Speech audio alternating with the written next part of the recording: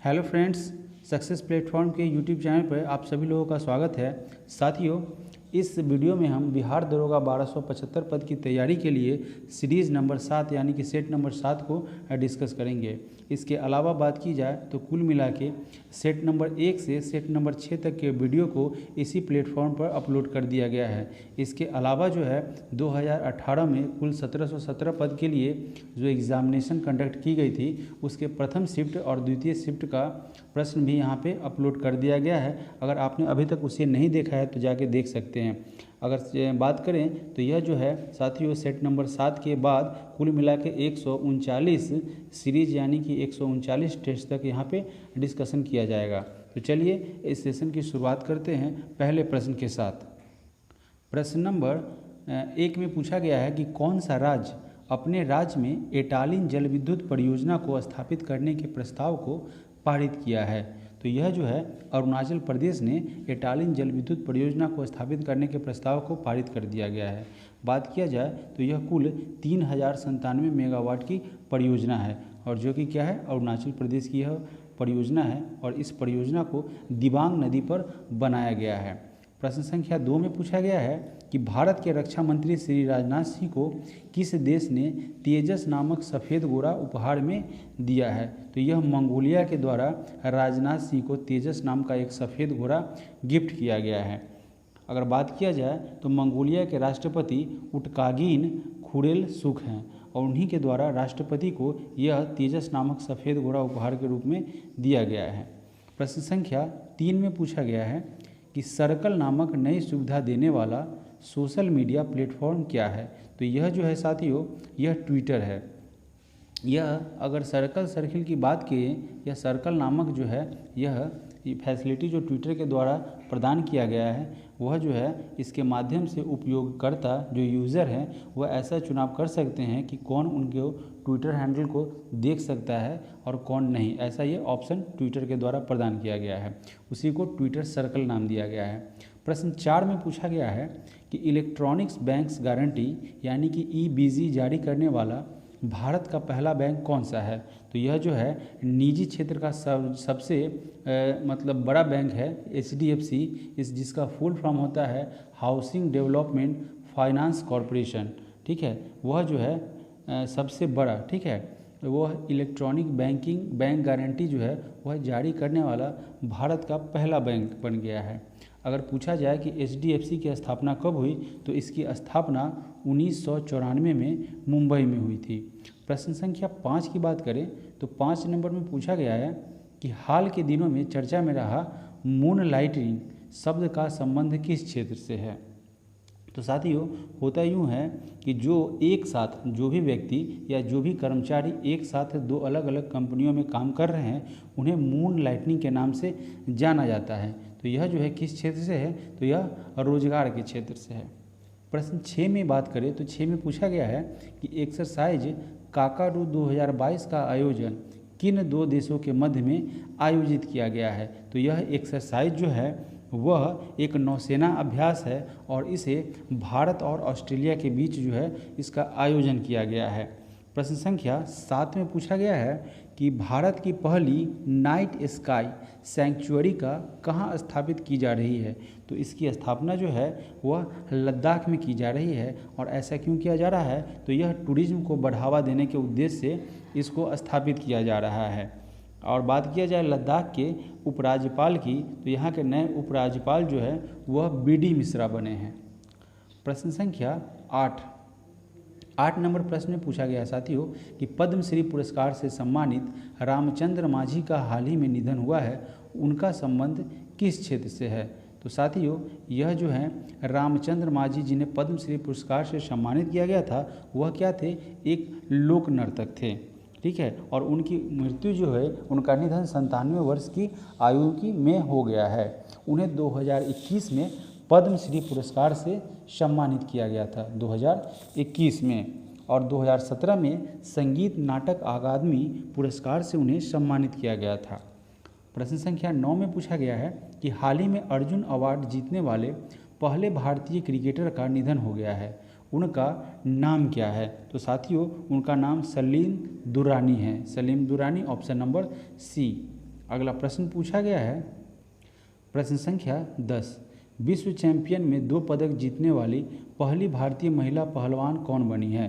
तो यह जो है साथियों विनेश फोगाट, उन्होंने यह कारनामा किया है। वह पहली महिला भारतीय रेसलर है, पहलवान है, जो 2 पदक जीतने वाली बनी है विश्व चैंपियन में। ठीक है, अगर बात किया जाए विनेश फोगाट की, तो वह क्या है, एक बेहतरीन क्या है, एथलीट खिलाड़ी हैं, महिला पहलवान खिलाड़ी है।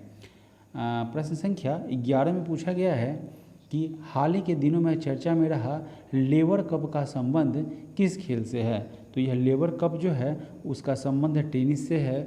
इसके अतिरिक्त जो है डेविस कप भी टेनिस के खेल से संबंधित है। और यह जो है लेवर कप एक टेनिस टूर्नामेंट है जो कि यूरोपीय देशों में सर्वाधिक प्रचलित है।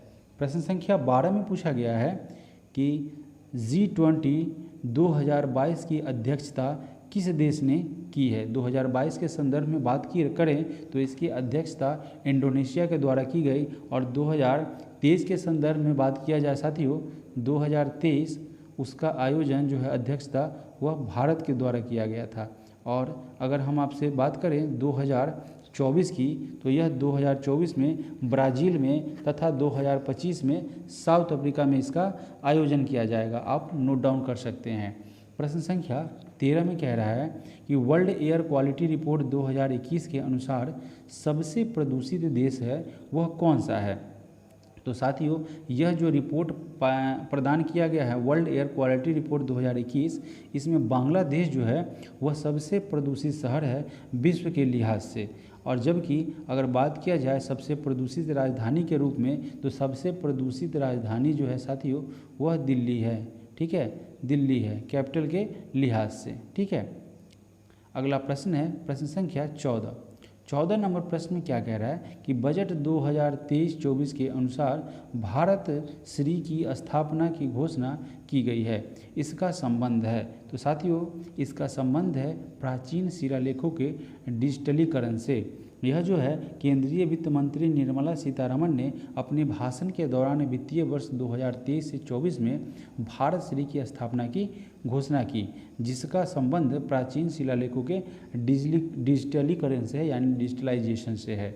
प्रश्न संख्या 15 में पूछा गया है कि बजट 2022 से 23 में किए गए घोषणा के अनुसार भारत 2030 तक कितना गीगावाट सौर ऊर्जा का लक्ष्य प्राप्त कर लेगा? तो यह जो टारगेट रखा हुआ है उसके अनुसार 280 जो है गीगावाट सौर ऊर्जा का लक्ष्य प्राप्त करने का लक्ष्य रखा गया है। वह लक्ष्य है 2030 तक कितना पालेगा? 2080 गीगावाट। और साथ ही साथ बात किया जाए तो यह जो है अक्षय ऊर्जा के क्षेत्र में 500 गीगावाट लक्ष्य निर्धारित किया गया है और उसका भी जो है वह 2030 तक पूरा करने का लक्ष्य रखा गया है।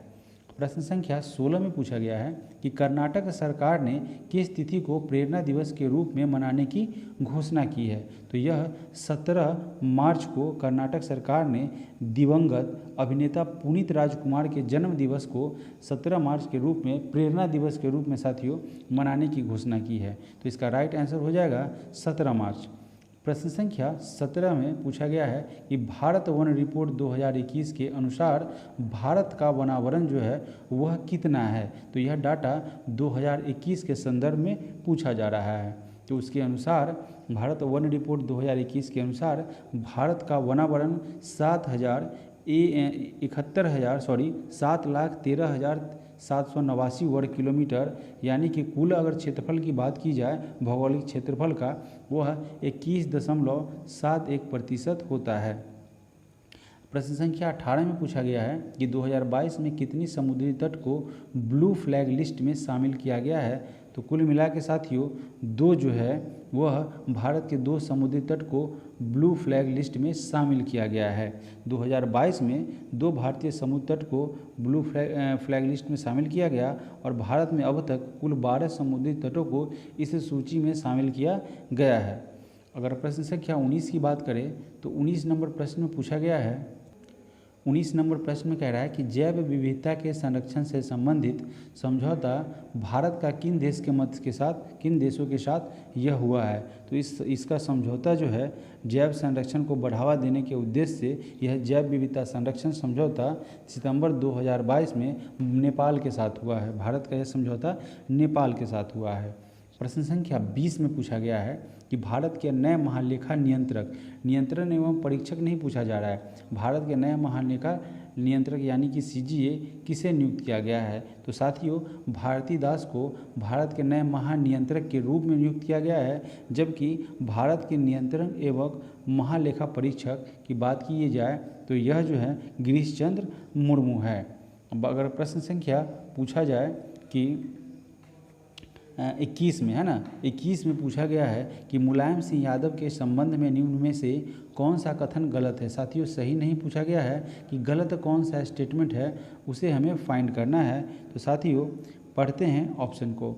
ऑप्शन में दे रखा है कि वे 3 बार उत्तर प्रदेश के मुख्यमंत्री बने, जो कि आपका सही है। वे 1 बार देश के रक्षा मंत्री भी बने, ये भी आपका सही है। ऑप्शन सी कह रहा है कि वे 8 बार विधायक रहे, ये भी सही है।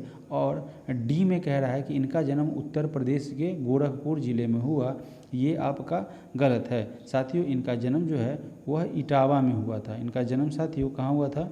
इटावा में। ठीक है, तो इटावा आपका राइट आंसर हो जाएगा। और बात करें मुख्यमंत्री मुलायम सिंह के बारे में, तो यह जो है उत्तर प्रदेश के पूर्व मुख्यमंत्री मुलायम सिंह जो है उनका निधन हुआ और वह 3 बार उत्तर प्रदेश के मुख्यमंत्री बने और 1 बार भारत के रक्षा मंत्री बने तथा वह 8 बार विधायक बने हैं। ठीक है, और जो है उनके पुत्र जो है अखिलेश यादव है। अगला प्रश्न है प्रश्न संख्या 22 नंबर प्रश्न में पूछा गया है कि हाल ही में पटना हाई कोर्ट के मुख्य न्यायाधीश कौन बने हैं। तो यह मुख्य न्यायाधीश जो है पटना हाई कोर्ट का के विनोद चंद्रन को बनाया गया है, यानी कि ऑप्शन बी आपका राइट हो जाएगा। प्रश्न संख्या 23 में पूछा गया है साथियों कि मैथिली भाषा के लिए साहित्य अकादमी पुरस्कार 2022 से सम्मानित किया गया है। तो मैथिली भाषा के साहित्य अकादमी पुरस्कार 2022 से अजीत आज़ाद को सम्मानित किया गया है। यहाँ पे अजीत आज़ाद यानी कि अजीत गलत लिखा हुआ है साथियों, अपना शुद्धिकरण भी कर चलते चलेंगे, यानी कि जिस परीक्षा में हिंदी की परीक्षा आपकी होगी तो यहाँ पे हर्षिकार, दीर्घिकार, हर्षुकार यानी कि जो भी वर्ड करेक्शन होगा आप यहाँ से भी कर लेंगे। अजीत गलत था। प्रश्न संख्या 24 में पूछा गया है कि 95वां यानी कि 95th ऑस्कर पुरस्कार के तहत सर्वश्रेष्ठ अभिनेता का अवार्ड किसने जीता है। तो यह 95वें ऑस्कर में सर्वश्रेष्ठ अभिनेता के अवार्ड जो है उसका अवार्ड ब्रेंडन फ्रेजर को प्रदान किया गया है। ठीक है, यह जो है ब्रेंडन फ्रेजर को यह किताब उनकी फिल्म जो है द वेल के लिए दिया गया है। आप ये भी याद रखेंगे कि ब्रेंडन फ्रेजर को सर्वश्रेष्ठ अभिनेता का खिताब किस मूवी के लिए दिया गया है, तो द वेल के लिए दिया गया है। प्रश्न संख्या 25 में कह रहा है कि साहित्य के क्षेत्र में किसे नोबेल पुरस्कार 2022 से सम्मानित किया गया है। तो साथियों इसका राइट आंसर हो जाएगा एर्नी एर्नॉक्स। ये जो एर्नी जो है एर्नकोर्स, उनका संबंध फ्रांस के है और वह साहित्य के क्षेत्र में नोबेल पुरस्कार हेतु इन्हें चुना गया है। इन्हें यह पुरस्कार साहस के लिए, करेज के लिए और नैदानिक तीक्ष्णता के लिए दिया गया है। तो इसका राइट आंसर हो जाएगा एनी एर्नकोर्स। प्रश्न संख्या 26 में पूछा गया है कि पैडा पद्धति क्या है। तो साथियों जंगल को काट कर सूखे छोड़ना यह एक पैडा पद्धति है। और ऐसा क्यों किया जाता है कि होता क्या है कि एक समुदाय के द्वारा पेड़ों को काट कर वहाँ पे कृषि की जाती है, खेती की जाती है और कुछ साल करने के बाद फिर दूसरे जगह पर ऐसी प्रक्रिया को दोबारा दोहराई जाती है। इसे झूमिंग कृषि अथवा पैडा कृषि के नाम से जाना जाता है। प्रश्न संख्या 27 में पूछा गया है कि महादेव पहाड़ी किसका भाग है। तो साथियों यह महादेव पहाड़ी है, वह जो है सतपुरा जो है श्रेणी की यह पहाड़ी है, महादेव पहाड़ी, यानी कि ऑप्शन आपका बी राइट हो जाएगा। महादेव पहाड़ी जो है वह भारत की नर्मदा एवं ताप्ती नदियों के मध्य स्थित सतपुरा पर्वत श्रेणी का एक उच्चतम भाग है। ठीक है, और प्रसिद्ध पर्यटन स्थल पंचमढ़ी जो है वह इसी पहाड़ी पर स्थित है। प्रश्न संख्या 28 में पूछा गया है कि दक्कन का पठार किस काल में निर्मित हुआ है। तो इसका निर्माण जो है क्रिटेशियस काल में हुआ है और दक्कन की पठार जो है यह भारत का सबसे वृहद पठार है। प्रश्न संख्या 29 में पूछा गया है कि बिहार के कितने जिलों से होकर गंगा नदी प्रवाहित होती है। तो कुल जो है वह 12 जिलों से होकर यह गंगा नदी प्रवाहित होती है।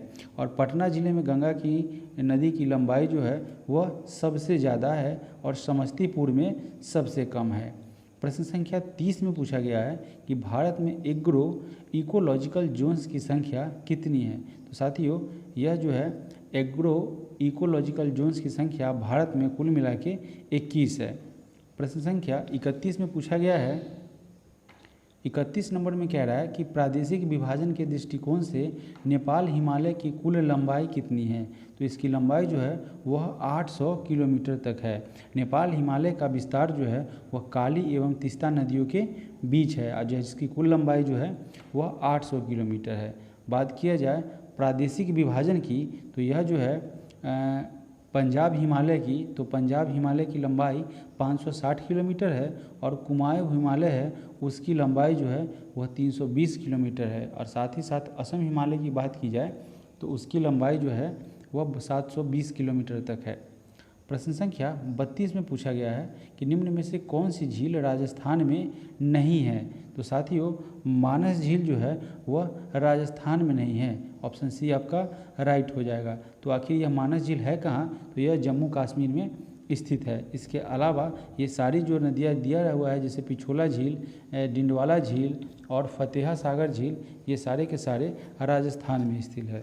इसके अलावा जम्मू कश्मीर में स्थित अन्य झील के बारे में अगर बात किया जाए तो बैरीनाग, शेषनाग और बुलर झील जो है वह ये आपका कश्मीर में, जम्मू कश्मीर में स्थित झील है। प्रश्न संख्या 33 में कह रहा है कि राष्ट्रीय जल संसाधन परिषद का गठन किस वर्ष किया गया था। तो साथियों इसका गठन जो है 1983 में किया गया था। राष्ट्रीय जल संसाधन परिषद का गठन 1983 में किया गया था और इस परिषद के अध्यक्ष प्रधानमंत्री होते हैं। इस परिषद का मुख्य उद्देश्य क्या होता है, तो इसका मुख्य उद्देश्य राज्यों से संबंधित जल विवादों को सुलझाना होता है।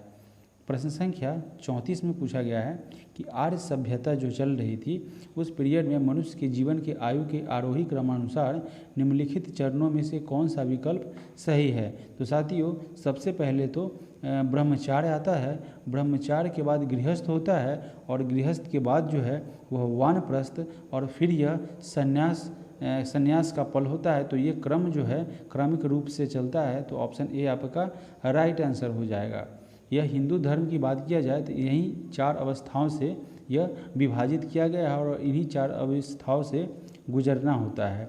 और इसकी बात किया जाए तो सर्वप्रथम इन चारों आश्रमों का उल्लेख यानी कि ब्रह्मचर्य, गृहस्थ, वानप्रस्थ और संन्यास जो यह क्रमिक है इसका उल्लेख जबालोपनिषद में प्राप्त होता है, सबसे पहला उल्लेख। प्रश्न संख्या 35 में कह रहा है कि गुप्त वंश के किस शासक को लिच्छवी दोहित्र के नाम से जानते हैं अथवा लिच्छवी दोहित्र कहते हैं। तो साथियों समुद्रगुप्त को लिच्छवी दोहित्र के नाम से जाना गया है। समुद्रगुप्त के प्रयाग अभिलेख में उसे लिच्छवी दोहित्र या लिच्छवी कन्या से उत्पन्न बताया गया है। आपसे प्रश्न ये भी कर सकता है कि समुद्रगुप्त को किस प्रयाग अभिलेख में लिच्छवी दोहित्र कहा गया है। तो यह प्रयाग अभिलेख में जो है इसके समुद्रगुप्त के प्रयाग अभिलेख में उसे लिच्छवी दोहित्र के नाम से जाना गया है। समुद्रगुप्त की माता का नाम जो है वह कुमार देवी था। प्रश्न संख्या 36 में कह रहा है कि महाबलीपुरम के सप्त पैगोडा किसके द्वारा संरक्षित कला के साक्षी है। तो साथियों यह पल्लवों के द्वारा इसका संरक्षण किया गया है। और महाबलीपुरम की बात किया जाए तो इसका निर्माण पल्लव नरेश नरसिंहवर्मन प्रथम ने करवाया था। प्रश्न संख्या 37 में क्या कह रहा है कि दिल्ली के सुल्तान का पद संभालने से पहले बलवन किस सुल्तान का प्रधानमंत्री था। तो साथियों यह नसरुद्दीन का प्रधानमंत्री हुआ करता था। ठीक है, और यह जो नसरुद्दीन जो है उन्होंने बलवन को उलूग खां की उपाधि दी थी। क्या चीज़ की उपाधि दी थी? उलूग खां। ठीक है, यह उलूग खां की उपाधि बलवन को नसरुद्दीन के द्वारा प्रदान की गई थी। 1266 ईस्वी में नसरुद्दीन की मृत्यु हो गई। उसके बाद बलवन ने स्वयं को सुल्तान घोषित किया और वहां का उत्तराधिकारी बना। प्रश्न संख्या 38 में पूछा गया है कि निम्न में से कौन सा सही सुमेलित है। यहाँ पे जो दिया हुआ है अलग अलग सूफी संत है, वह किस संप्रदाय से उनका संबंध है, आपको सही सही मैच करना है। तो चलिए देखते हैं क्या रखा है कि शेख निजामुद्दीन औलिया, ये भी आपका ये चिश्ती संप्रदाय से इनका संबंध था, आप याद रखेंगे ये सही है। फिर उसके बाद किया जाए बहाउद्दीन जकारिया, तो उनका संबंध जो है सुहारवर्दी संप्रदाय से हुआ था, तो ये भी आपका ऑप्शन सही है। ऑप्शन 3 में क्या कह रहा है कि मियाँ मीर जो कि कादिरी सिलसिला यानी कि कादिरी संप्रदाय से है, सिलसिला संप्रदाय से, तो ये भी आपका सही है। और अहमद सरहिंदी का संबंध नक्शबंदी संप्रदाय से है, तो यहाँ चारों के चारे सही हैं। ऑप्शन डी आपका राइट आंसर हो जाएगा। प्रश्न संख्या 39 की बात करें साथियों, तो 39 नंबर में पूछा गया है कि दिल्ली में हुमायूं का मकबरा किसने बनवाया था। तो साथियों यह जो है हाजी बेगम ने बनवाया था। हाजी बेगम दिल्ली में हुमायूं का मकबरा हुमायूं की प्रिय पत्नी हाजी बेगम ने बनवाया था, और इसका वास्तुकार जो है मीर मिर्जा गियास थे। मकबरे के चारों ओर बगीचे का निर्माण इस मकबरे की क्या है, खासियत है, विशेषता है। तो यहाँ पे साथियों क्या हो जाएगा इसका आंसर, हाजी बेगम। प्रश्न संख्या 40 में कह रहा है कि निम्नलिखित में से कौन सा एक फतेहपुर सीकरी में स्थित नहीं है साथियों। तो क्या चीज़ स्थित नहीं है, तो इसमें जो ऑप्शन दे रखा है पंचमहल है, सलीम चिश्ती का मकबरा है, मारियम पैलेस है, लेकिन मोती मस्जिद जो है वह फतेहपुर सीकरी में स्थित नहीं है। यानी इसके बारे में कुछ जानकारियाँ, तो पंचमहल, सलीम चिश्ती का मकबरा और मरियम पैलेस फतेहपुर सीकरी में अवस्थित है, जबकि मोती मस्जिद दिल्ली तथा आगरा के किले में अवस्थित है। ठीक है साथियों, यह दिल्ली अथवा आगरा के किले में अवस्थित है।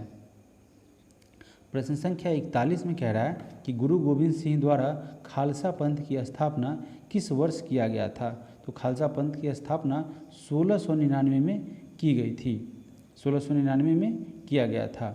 इसके अलावा गुरु गोविंद सिंह के द्वारा यह खालसा पंथ जो चलाया गया था, उनके द्वारा यह पाहुल प्रणाली में दीक्षित होने वाले व्यक्ति को क्या कहा जाता था, खालसा कहा जाता था। अगर खालसा की बात करें तो वह व्यक्ति जो पाहुल प्रणाली में दीक्षा प्राप्त कर लेता था उसे खालसा की संज्ञा दी जाती थी। अब गुरु पद जो है समाप्त कर दिया गया था और गुरु ग्रंथ साहिब को ही प्रमुख रूप से गुरु का स्थान प्रदान किया गया था। प्रश्न संख्या 42 में पूछा गया है, 42 नंबर में प्रश्न में कह रहा है कि नादिर शाह के आक्रमण के समय दिल्ली का शासक निम्नलिखित में से कौन था। तो यहाँ ऑप्शन जो दे रखा है उसमें मोहम्मद शाह, जब नादिर शाह का आक्रमण हुआ था तो उस समय दिल्ली का शासक था, और नादिर शाह ने 1739 में दिल्ली पर आक्रमण किया था। ठीक है, इस दौरान दिल्ली का शासक मोहम्मद शाह था, और नादिर शाह ने 1739 ईस्वी में करनाल के युद्ध में मोहम्मद शाह को पराजित करके दिल्ली के शाही खजाना, मोती हीरे और जितने भी हीरे जवाहरात थे, जो सोने थे, गहने थे, उन सारे को वह ले गया। साथ ही साथ वह जो है मयूर सिंहासन पर भी अधिकार कर लिया। प्रश्न संख्या 43 में कह रहा है कि बुनियादी शिक्षा का विचार सबसे पहले किसने प्रस्तुत किया था। तो यह विचार सबसे पहले सर्वप्रथम महात्मा गांधी के द्वारा यह दिया गया था। और बात किया जाए तो यह महात्मा गांधी ने अपनी वर्धा योजना 1937 में प्रस्तुत किया था। गांधी जी ने अपने हरिजन पत्र में इसकी रूपरेखा प्रस्तुत की थी, और इस योजना का मूलभूत सिद्धांत हस्त उत्पादक कार्य था, यानी कि हाथ से उत्पाद किए गए, बनाए गए वस्तु की थी। इसके अंतर्गत विद्यार्थियों को मातृभाषा में 7 वर्ष तक विद्या अध्ययन करवाया जाना था। 44 नंबर प्रश्न में कह रहा है कि निम्न ब्रिटिश व्यक्तियों में से किसने स्वीकार किया था कि 1857 का विद्रोह एक राष्ट्रीय विद्रोह था। यह किसके द्वारा एक्सेप्ट किया था, तो यह उस समय के गवर्नर हुआ करते थे डिज़रायली। ठीक है, उनके द्वारा यह स्वीकार किया गया था कि 1857 का विद्रोह एक राष्ट्रीय विद्रोह था। ऐसा क्यों, तो उनका यह मानना था कि यह जो व्यापक स्तर पर जो है, यह 1857 की क्रांति जो है वह व्यापक स्तर पर इसका विद्रोह हो रहा है। उन्होंने इसे माना था कि यह एक राष्ट्रीय विद्रोह है, और इस विद्रोह को BD सावरकर के द्वारा प्रथम भारतीय स्वतंत्रता संग्राम की संज्ञा दी गई थी। प्रश्न संख्या 45 में कह रहा है कि कौन से गोलमेज सम्मेलन में महात्मा गांधी ने भाग लिया था। तो कुल मिला के 1930, ठीक है साथियों, 1930, फिर 31, फिर 32, कुल मिला के 3 गोलमेज सम्मेलन हुए थे। तो यह 1931 जो था वो दूसरा गोलमेज सम्मेलन था और उसमें महात्मा गांधी ने भाग लिया था। इन तीनों गोलमेज सम्मेलन में मात्र यह द्वितीय गोलमेज सम्मेलन जो कि 1931 में संपन्न हुआ था, उसी में सिर्फ महात्मा गांधी ने पार्टिसिपेट किया था। अगर बात किया जाए कि तीनों के तीनों गोलमेज सम्मेलन में, तो सर्वाधिक बार यह प्रश्न पूछा गया है कि भीमराव अंबेडकर ने यह तीनों गोलमेज सम्मेलन में यानी कि राउंड टेबल बैठक में भाग लिया था। प्रश्न संख्या 46 में पूछा जा रहा है कि संविधान बनाते समय निम्नलिखित में से कौन सा आदर्श प्रस्तावना में शामिल नहीं किया गया था। तो साथियों, जब मूल संविधान के प्रस्तावना में यह बनाई जा रही थी तो उसमें प्रस्तावना में समाजवादी, पंथ निरपेक्ष एवं अखंडता शब्द नहीं थे। तो यहाँ पे ऑप्शन में सी में क्या दे रखा है, समाजवादी। यह सी आपका राइट आंसर हो जाएगा। और बात किया जाए तो इन्हें तत्कालीन प्रधानमंत्री उस समय की इंदिरा गांधी जो है वह हुआ करती थी, उनके द्वारा गठित सरदार स्वर्ण सिंह समिति की सिफारिश पर 42वें संविधान संशोधन 1976 के द्वारा इसमें समाजवादी, पंथ निरपेक्ष और अखंडता शब्द को जोड़ दिया गया। प्रश्न संख्या 47 की बात करें तो संपत्ति के अधिकार को मौलिक अधिकारों की सूची से किसके शासनकाल में के दौरान हटा दिया गया था। तो साथियों, जब मोरारजी देसाई जी है उनका शासनकाल था तो संपत्ति के अधिकार से मौलिक अधिकारों को हटा दिया गया था। ठीक है। और बात किया जाए तो यह 44वें संविधान संशोधन के द्वारा वर्ष 1978 में से हटाया गया था। उस समय मोरारजी देसाई के नेतृत्व में जनता पार्टी की सरकार अस्तित्व में थी। और मूल संविधान में संपत्ति के अधिकार की बात करें तो यह अनुच्छेद 31 में समाविष्ट था। प्रश्न संख्या 48 में क्या कह रहा है कि पहले वित्त आयोग का गठन हुआ था। कब हुआ था पहले वित्त आयोग का गठन? तो 1951 में पहले वित्त आयोग का गठन किया गया था। और यह 1991 में यह भारत के राष्ट्रपति के द्वारा 1952 से 57 की अवधि के लिए यह नियुक्त किया गया था। और इसकी अध्यक्षता जो है वह केसी नियोगी के द्वारा की गई थी।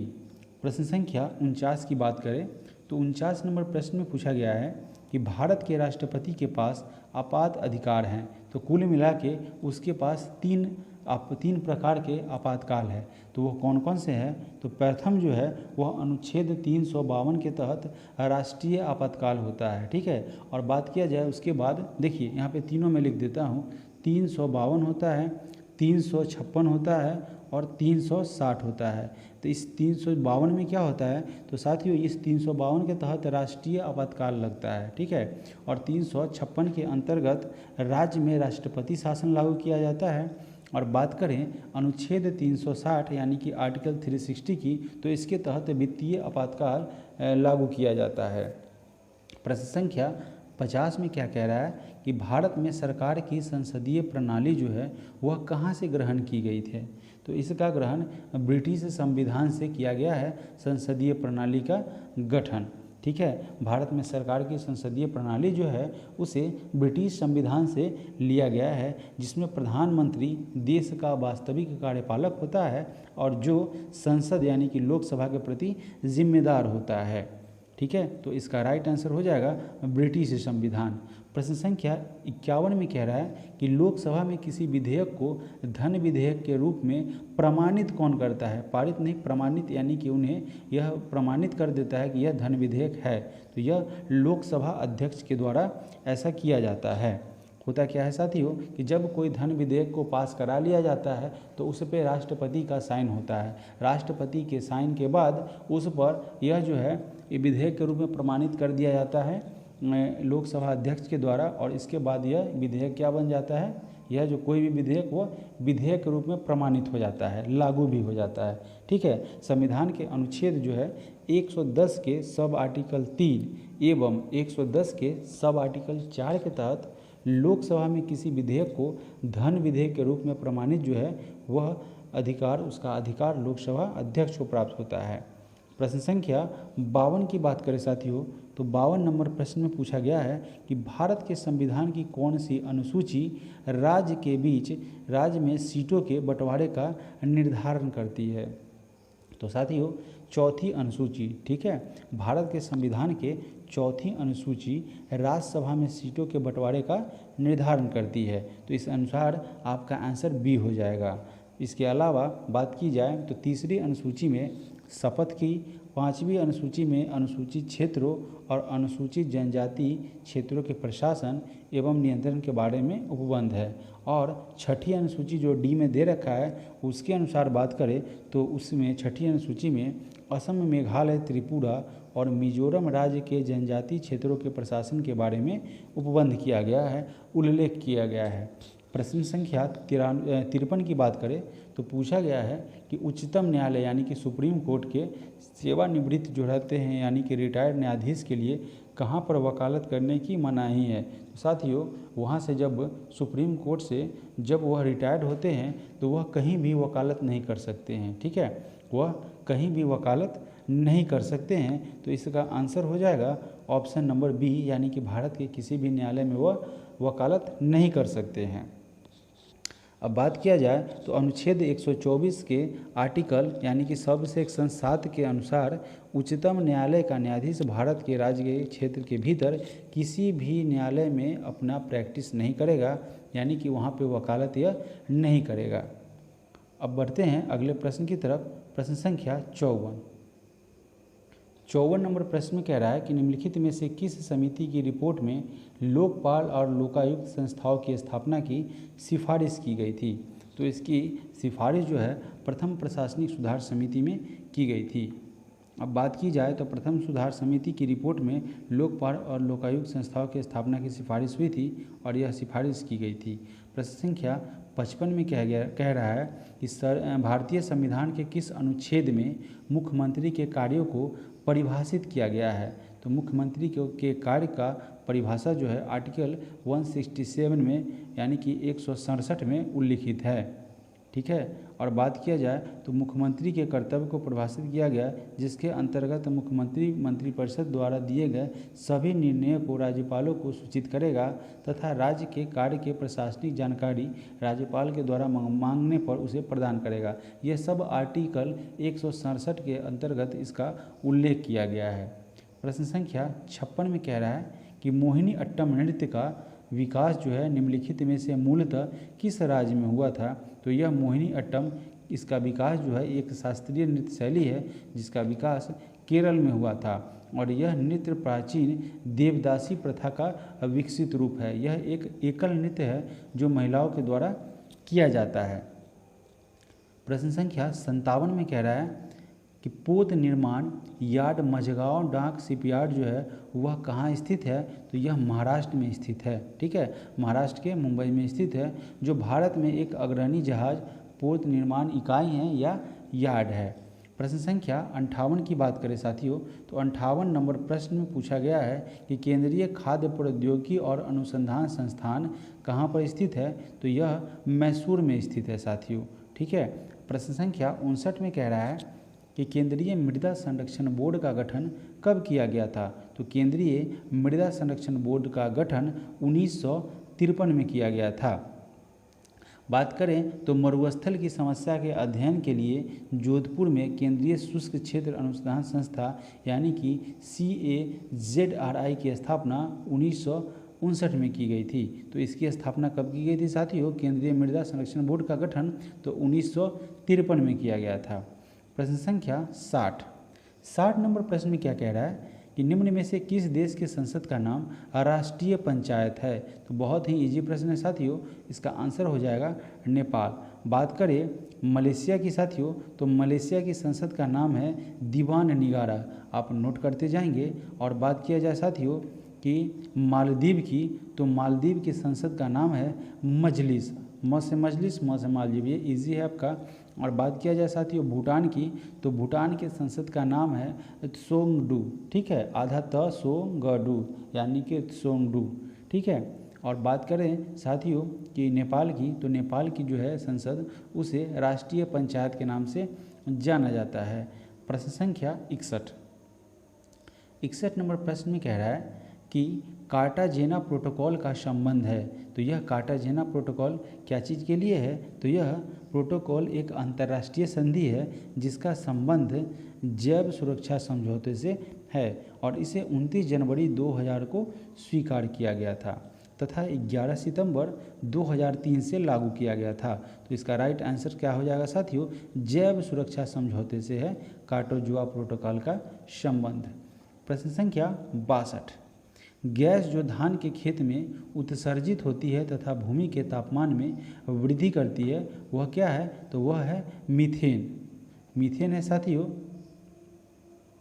ठीक है। मीथेन आपका राइट आंसर हो जाएगा। धान के खेत, कोयले की खदानें एवं घरेलू पशु वातावरण में यानी कि जहाँ पे पशुएं रहते हैं वहाँ मीथेन का उत्सर्जन होता है, यानी कि वहीं पे मीथेन के उत्सर्जन का स्रोत है। इसके अलावा उल्लेखनीय है कि मीथेन पृथ्वी के वायुमंडल में पाई जाने वाली एक ग्रीन हाउस गैस है। प्रश्न संख्या 63 नंबर प्रश्न में कह रहा है कि जलवायु परिवर्तन का कारण क्या है? साथियों, जलवायु परिवर्तन होते हैं उसके कारण क्या है? तो यह जो है ग्रीन हाउस गैसें हैं, ओजोन परत का क्षरण है, प्रदूषण है, इसी कारण सब में यह परिवर्तन होता है। तो उपयुक्त सभी हैं, ऑप्शन डी आपका राइट आंसर हो जाएगा। पूछा जा रहा है प्रश्न संख्या 64 में कि विश्व जैव विविधता दिवस कब मनाया जाता है? तो साथियों, इसे 22 मई को सेलिब्रेट किया जाता है। ऐसा क्यों किया जाता है? तो जैव विविधता संबंधी मुद्दा है, यानी कि उसके बारे में लोगों को जागरूक करना है, उसी के लिए यह विश्व जैव विविधता दिवस मनाया जाता है।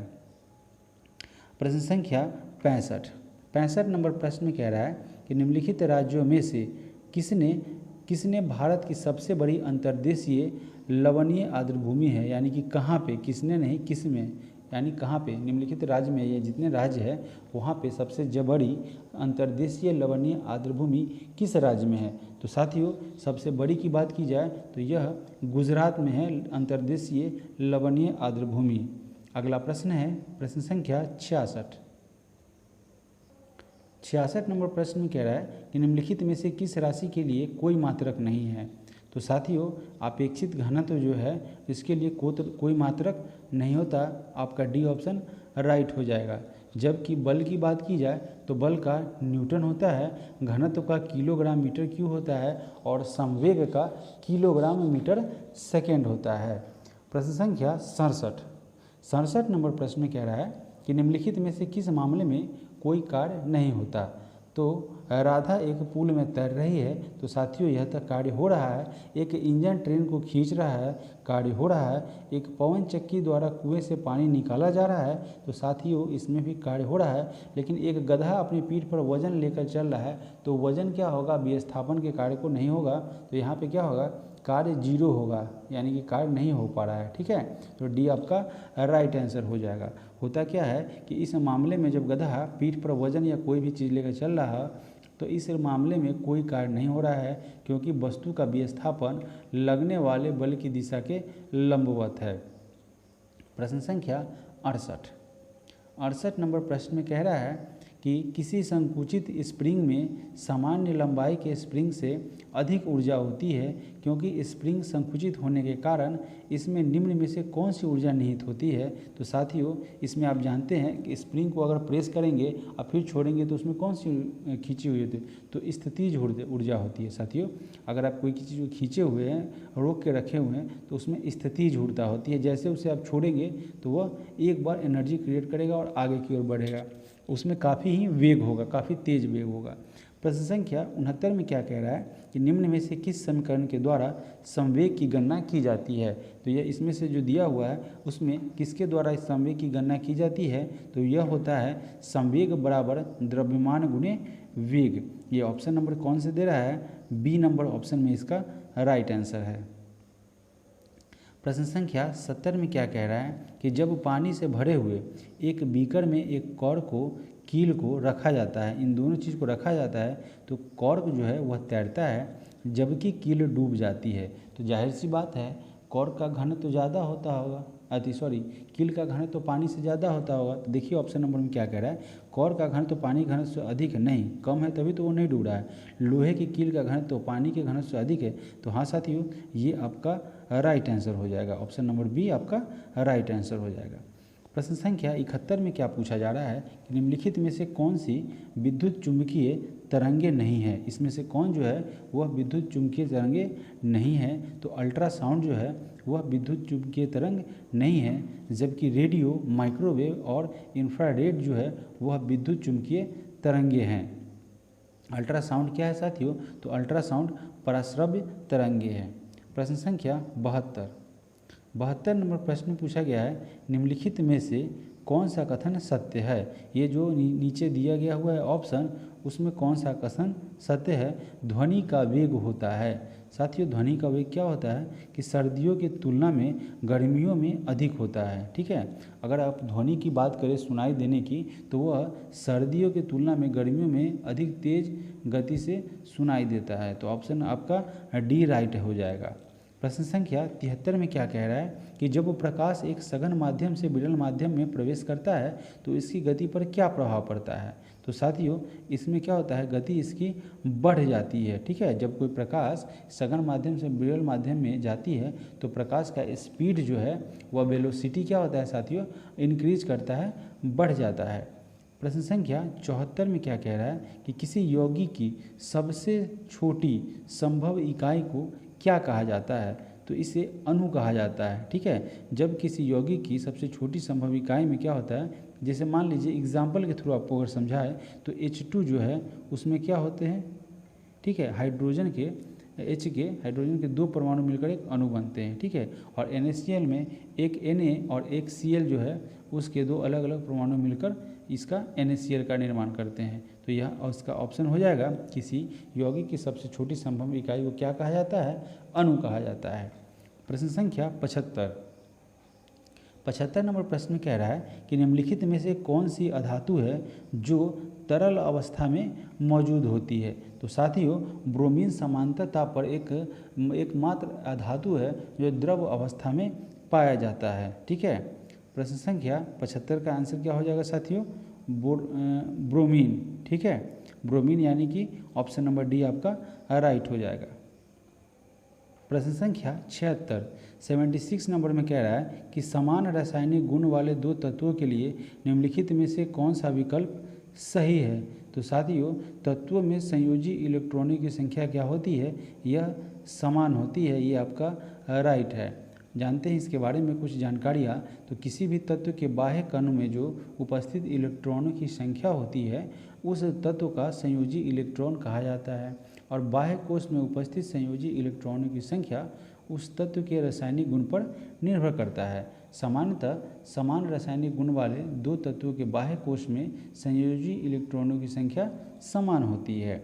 अब बढ़ते हैं अगले प्रश्न की तरफ। प्रश्न संख्या 77 पूछा गया साथियों कि परमाणु हथियार में उपयोग किए जाने वाले सबसे सामान्य समस्थानिक कौन है? तो या तो साथियों आप जानते होंगे यूरेनियम और प्लूटोनियम। ठीक है, अगर बात किया जाए यूरेनियम और प्लूटोनियम की, तो वह परमाणु हथियार में उपयोग किए जाने वाले सबसे सामान्य समस्थानिक है। प्रश्न संख्या 78 नंबर में पूछा गया है कि परमाणु की ऑक्सीकरण स्थिति जो है वह क्या प्रदर्शित करती है? तो साथियों, यौगिक के वास्तविक आवेश को यह क्या करती है, प्रदर्शित करती है। किसी भी परमाणु की ऑक्सीकरण संख्या यौगिक के वास्तविक आवेश की निर्धारण करती है, अर्थात परमाणु की संयोजकता जो होती है वही उसकी ऑक्सीकरण संख्या कहलाती है। प्रश्न संख्या 79 आधुनिक आवर्त सारणी में समूह 18 के मूल तत्वों अपनी बाह्यतम कक्षा में 8 इलेक्ट्रॉन होने वाले को छोड़कर अन्य सभी को क्या कहा जाता है?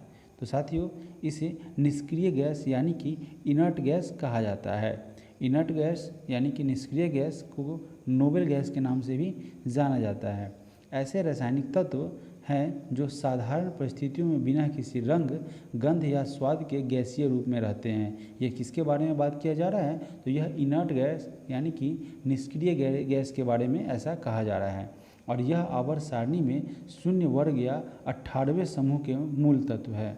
बात किया जाए helium, neon, argon, krypton, xenon तथा रेडॉन की, तो ये सभी तत्व रासायनिक रूप से इनर्ट गैस है यानी कि निष्क्रिय है, और रेडॉन को छोड़कर अन्य सभी अक्रिय गैसें वायुमंडल में पाई जाती है। किसको छोड़कर? रेडॉन को छोड़कर। अगला प्रश्न है प्रश्न संख्या 80। 80 नंबर प्रश्न में क्या कह रहा है कि निम्नलिखित में से किस हैलोजन का क्वथनांक उच्चतम होता है। तो सबसे ज़्यादा उच्चतम की बात किया जाए तो वह आयोडीन होता है।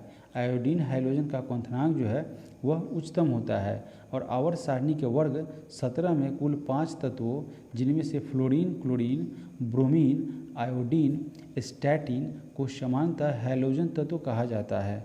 ठीक है। और हैलोजन परिवार के सभी तत्व जो है वह अधातु है।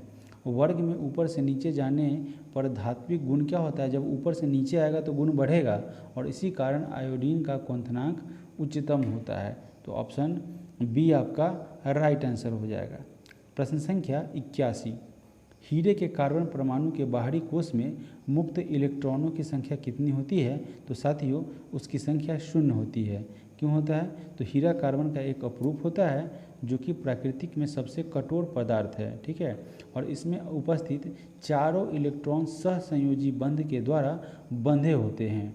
पूर्व एवं एक भी इलेक्ट्रॉन मुक्त नहीं होता, तो इलेक्ट्रॉन मुक्त नहीं होगा तो संख्या क्या हो जाएगी साथियों, 0 हो जाएगी, 0 हो जाएगी। प्रश्न संख्या 82 नंबर प्रश्न में कह रहा है कि ऑक्सीजन की उपस्थिति में अयस्कों को गर्म करने की प्रक्रिया को क्या कहा जाता है। तो इसे भंजन के नाम से जानते हैं। ठीक है। यह भंजन क्या होता है, तो भंजन वह रासायनिक प्रक्रम है जिसमें उच्च ताप पर गर्म करने के कारण काष्ठ आदि पदार्थ में अपघटित हो जाते हैं। कोक कोयला गैस, कार्बन गैस और कोल तार तथा अमोनियम जो है वह आदि कोयले के भंजक के बाद प्राप्त किए जाते हैं। प्रश्न संख्या 83 में क्या कह रहा है, 83 नंबर प्रश्न में कह रहा है कि टॉक्सिकोलॉजी, ठीक है, टॉक्सिकोलॉजी जो है वह निम्न में से किसका अध्ययन है। तो साथियों यह विष का अध्ययन है, पॉइजन का अध्ययन किया जाता है, यह टॉक्सिकोलॉजी विज्ञान के अंतर्गत। प्रश्न संख्या 84 की तरफ बढ़ते हैं। 84 नंबर प्रश्न में पूछा गया है, 84 नंबर प्रश्न में कह रहा है कि मानव शरीर का सबसे बड़ा अंग निम्नलिखित में से कौन सा है।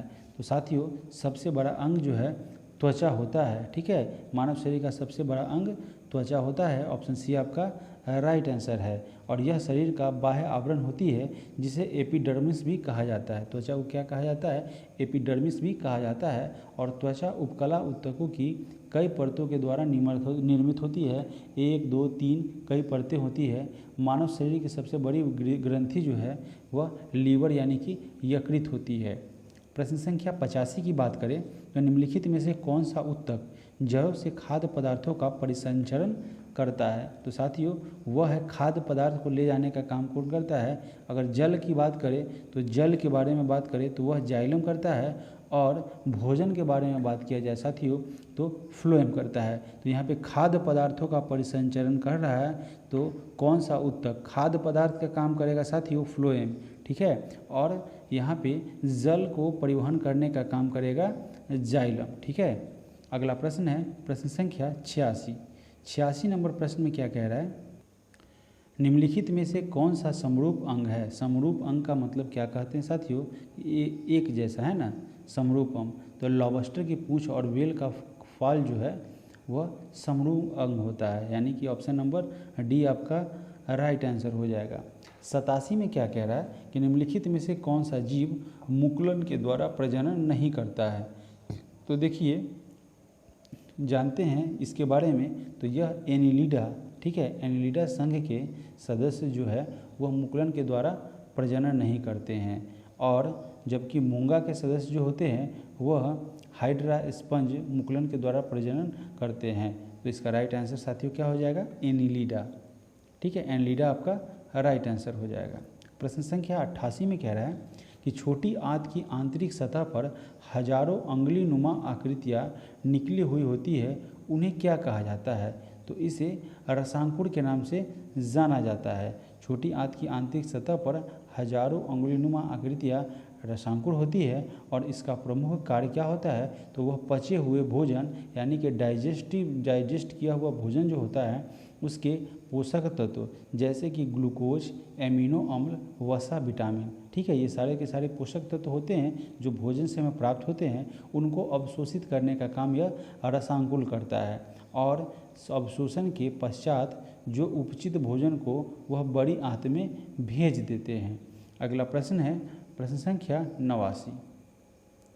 89 नंबर प्रश्न में कह रहा है कि मस्तिष्क का कौन सा हिस्सा सांस लेने को नियंत्रित करता है। तो यह नियंत्रण जो है वह मेडुला ऑब्लागेंटा के माध्यम से किया जाता है, यानी कि ऑप्शन डी आपका राइट आंसर हो जाएगा। अगला प्रश्न है प्रश्न संख्या 90 नंबर प्रश्न में क्या कह रहा है कि गर्भाशय किसके माध्यम से योनि में खुलता है। तो साथियों यह जो है गर्भाशय ग्रीवा के माध्यम से गर्भाशय योनि में खुलता है। बात करें तो महिलाओं में गर्भाशय नाशपाती के आकार की रचना है, यानी कि उनका आकार जो है नाशपाती के समान होता है, जो उदर गुहा यानी कि पेट के निचली श्रेणी भाग में स्थित होता है। और गर्भाशय के निचले संकरे भाग को ग्रीवा यानी कि कार्विक्स कहते हैं, जो योनि में खुलता है। और गर्भाशय प्रत्येक महीने में रजोधर्म यानी कि मेंस्ट्रुअल जो साइकिल चलता है उसके द्वारा बढ़ते भ्रूण के धारण और पोषण के लिए अपने आप को हमेशा तैयार रखता है। अगला प्रश्न है प्रश्न संख्या 91 नंबर प्रश्न में क्या कह रहा है कि निम्नलिखित में से कौन सा पौधा थेलोफाइटा के अंतर्गत नहीं आता है। तो साथियों फ्लूनेरिया जो है वह थैलोफाइटा के अंतर्गत नहीं आता है, यानी कि ऑप्शन सी आपका राइट आंसर हो जाएगा। अब जानते हैं कि थैलोफाइटा क्या होता है। तो थैलोफाइटा के अंतर्गत कवक, शैवाल और लाइकेन आते हैं, जिसमें से यूलोथ्रिक्स, कारा, उल्वा और स्पाइरोगाइरा, क्लेडोफोरा आदि आते हैं, जबकि फ्लूनेरिया जो है वह ब्रायोफाइटा वर्ग का पौधा होता है। प्रश्न संख्या 92 में क्या कह रहा है कि निम्नलिखित में से कौन सा क्षेत्रक प्राथमिक क्षेत्रक के अंतर्गत नहीं आता है। तो साथियों कृषि जो है वानिकी है और खनन उत्खनन जो है वह प्राथमिक क्षेत्र के अंतर्गत आता है, जबकि विनिर्माण की बात की जाए तो यह द्वितीयक क्षेत्र के अंतर्गत आता है। प्रश्न 92 का option number D right answer हो जाएगा। अगला प्रश्न है प्रश्न संख्या 93। प्रथम पंचवर्षीय योजना निम्नलिखित में से किस मॉडल पर आधारित थी। तो साथियों यह प्रथम पंचवर्षीय योजना की बात की जाए तो यह हेराल्ड डोमर मॉडल पर यह आधारित था। प्रथम पंचवर्षीय योजना की बात करें तो 1951 से 1956 में यह हेराल्ड मॉडल पर आधारित की गई थी और इस योजना का मुख्य उद्देश्य अर्थव्यवस्था के संतुलन विकास की प्रक्रिया को आरंभ करना था। इस योजना में कृषि को उच्च प्राथमिकता प्रदान की गई थी। अगला प्रश्न कह रहा है प्रश्न संख्या 94 नंबर प्रश्न में क्या कह रहा है कि मिशन इंद्रधनुष की शुरुआत कब हुई थी। तो इसकी शुरुआत दिसंबर 2014 की गई थी। ठीक है, यह मिशन इंद्रधनुष जो है वह 25 दिसंबर 2014 को इसकी शुरुआत की गई थी और इसका उद्देश्य था कि सभी बच्चों को टीकाकरण में लाना है। जो पूर्ण या आंशिक रूप से 7 बीमारियों के विरुद्ध टीका नहीं लगाया गया है उन्हें यह टीका लगाया जाना है। अगला प्रश्न है प्रश्न संख्या 95। बोला गया है कि मूल्य वर्धित कर यानी कि वैट, जिसका पूर्ण रूप होता है यानी कि full form value added tax, सबसे पहले किस राज्य में लागू किया गया था। तो वैट को सबसे पहले हरियाणा में लागू किया गया था और सबसे अंत में बात किया जाए तो सबसे लास्ट में साथियों सबसे लास्ट में यूपी में इसे लागू किया गया था। ठीक है, अगला प्रश्न है प्रश्न संख्या 96।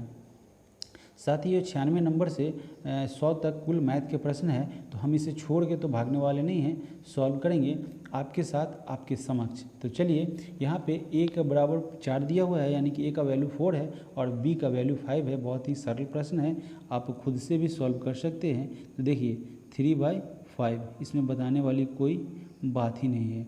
b माइनस a यानी कि 5 b के जगह पर है और 4 a के जगह पर है, तो 5 में से 4 माइनस होगा तो क्या बचेगा साथियों, 1 बचेगा। और b यानी कि b के जगह पर 5 है और a के जगह पर 4 है, तो क्या हो जाएगा साथियों, 9 हो जाएगा। ठीक है, अब 5 और 9 का एलसीएम 45 हो जाएगा। 5 9 जा 45 और 9 3 जा 27, और इसके बाद इसको ये 5 बार में कैंसिल करेगा, 5 ऊपर में जाके प्लस हो जाएगा। ठीक है, 7 5 12 और यहाँ पे 3 हो जाएगा। ठीक है, और बाय 42 यानी कि आंसर 32/45 हो जाएगा। ठीक है, आंसर आपका ए राइट आंसर हो जाएगा।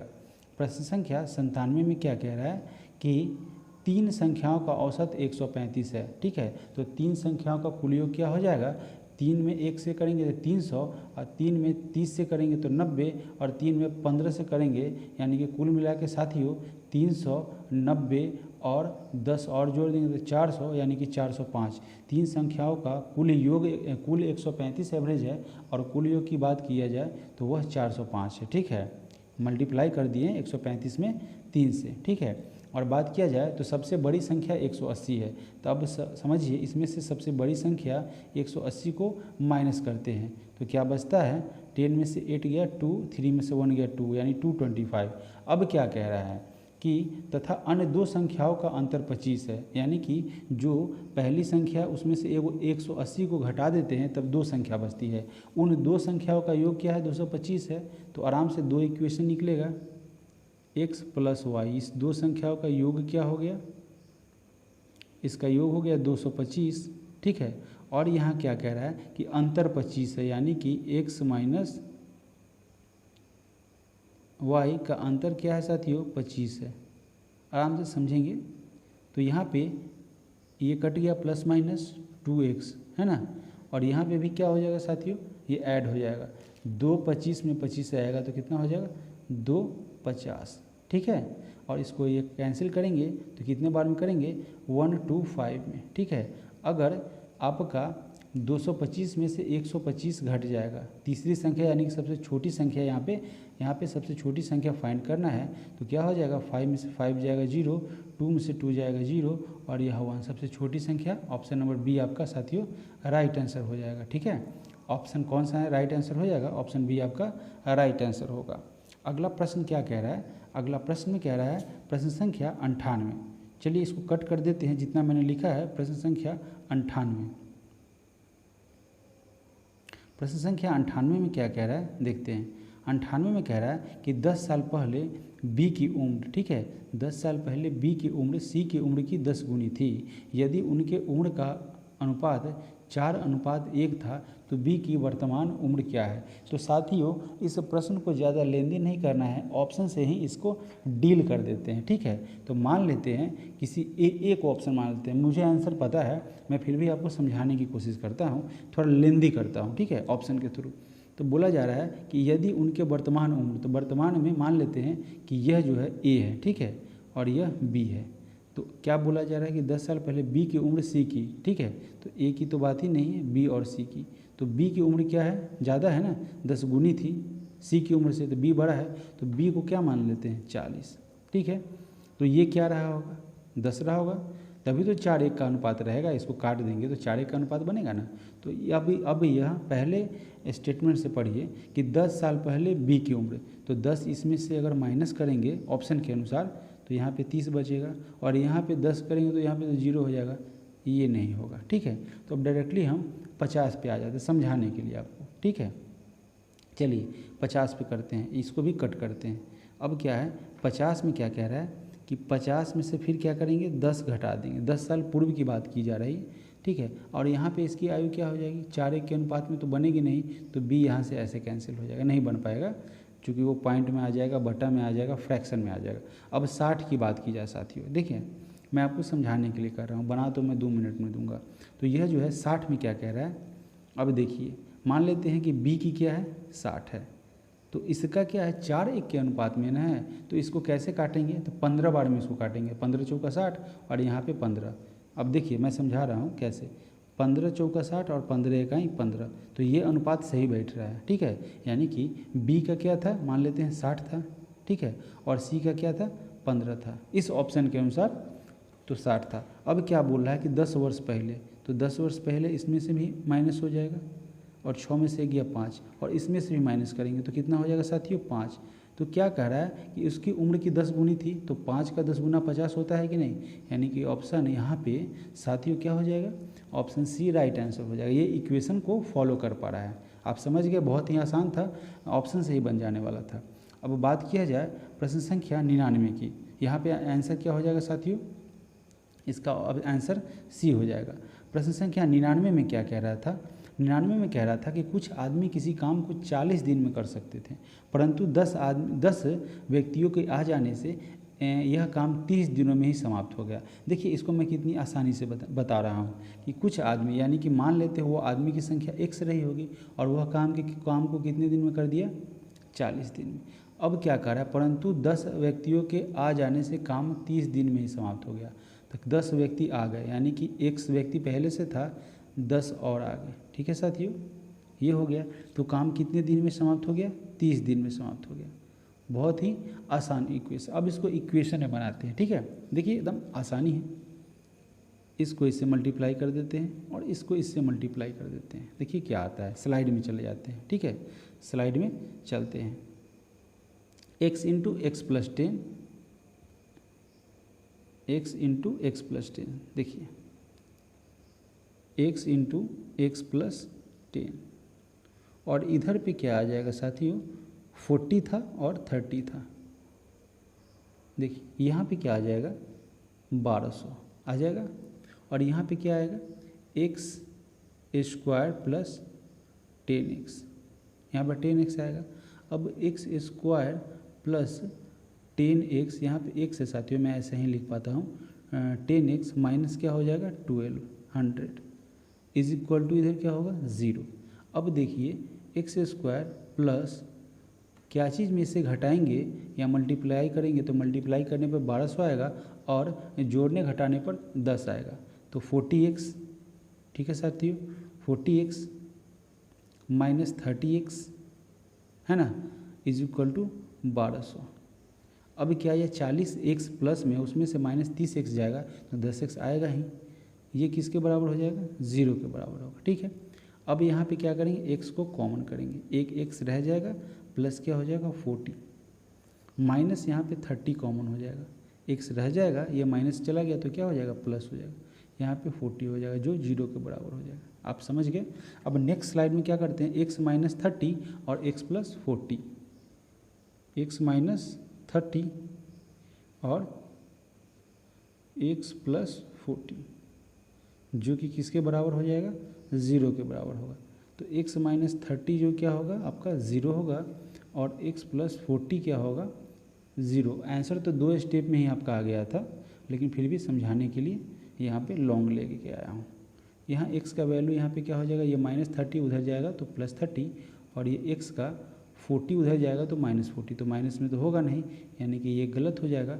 x का वैल्यू क्या हो जाएगा, 30, यानी कि शुरुआत में कितने थे साथियों, तो शुरुआत में 30 लोग थे। ठीक है, शुरुआत में 30 लोग थे। तो इसका देखते हैं ऑप्शन नंबर कहाँ पे है, यहाँ पे ऑप्शन नंबर बी में आपका 30 दे रखा है। ठीक है, ऑप्शन नंबर बी में आपका 30 दे रखा है, 30 राइट आंसर हो जाएगा। अब देखिए प्रश्न संख्या 100 में क्या कह रहा है, बहुत ही साधारण प्रश्न ये भी है कि 1 रुपये में 3 के हिसाब से टॉफ़ियाँ खरीदी गई, यानी कि 1 रुपया में कितना पीस, 3 पीस। अब 50% लाभ प्राप्त करने के लिए उन्हें 1 रुपये में कितने टॉफ़ियाँ बेचनी होगी। तो साथियों ये CP है। ठीक है, CP पे हमें कितना प्राप्त करना है, तो अपने आप में कोई भी चीज़ 100% होता है, तो उसमें हमको कितना प्राप्त करना है, तो 50% लाभ, तो कितना हो जाएगा 100 प्लस 50 है ना, इतना बटा 100, बटा साथियों क्या हो जाएगा 100। अब इसको अगर सॉल्व करेंगे तो क्या आता है 1/3, यहाँ हो जाएगा 150। CP अपने आप 100% था, 50% ऐड कर दिए हैं, और बटा क्या हो जाएगा 100। 50 से 2 बार में, 50 से 3 बार में, 3 से 3 कैंसिल, यानी कि उसे क्या बेचना होगा साथियों, 1 रुपये में 3 खरीदता था तो अब उसे 1 रुपये में 2 बेचने होंगे। ठीक है, यानी कि यहाँ पे ऑप्शन क्या हो जाएगा, 2 टॉफ़ियाँ। ठीक है, 1 रुपये में 2, यानी कि ऑप्शन नंबर ए आपका राइट आंसर हो जाएगा। तो साथियों आशा करते हैं कि आपको सारे के सारे प्रश्न समझ में आए होंगे। अगर मेरा प्रयास आपको यह सही लग रहा है, अच्छा लग रहा है, और आप मेरे चैनल से जुड़ना चाहते हैं तो अभी के सब्सक्राइब करेंगे। दरोगा की संपूर्ण सही तैयारी जो है वो सक्सेस प्लेटफॉर्म के माध्यम से होगी और शानदार होगी। और आपसे एक और बात कहना है साथियों कि यह दरोगा की तैयारी हम किस तरीके से करेंगे, इस सक्सेस प्लेटफॉर्म के आपको क्या क्या कराया जाएगा, क्या ये सही पैटर्न में यहाँ पे तैयारी कराई जाएगी कि नहीं कराई जाएगी, इस पर भी साथियों एक मैं वीडियो लेकर आऊँगा, और तब आपको स्पष्ट हो जाएगा कि आप सक्सेस प्लेटफॉर्म आपको क्यों सब्सक्राइब करना चाहिए। तो चलिए सभी लोगों का सक्सेस प्लेटफॉर्म पर मेरे इस चैनल को इतना ढेर सारा प्यार देने के लिए बहुत बहुत धन्यवाद साथियों।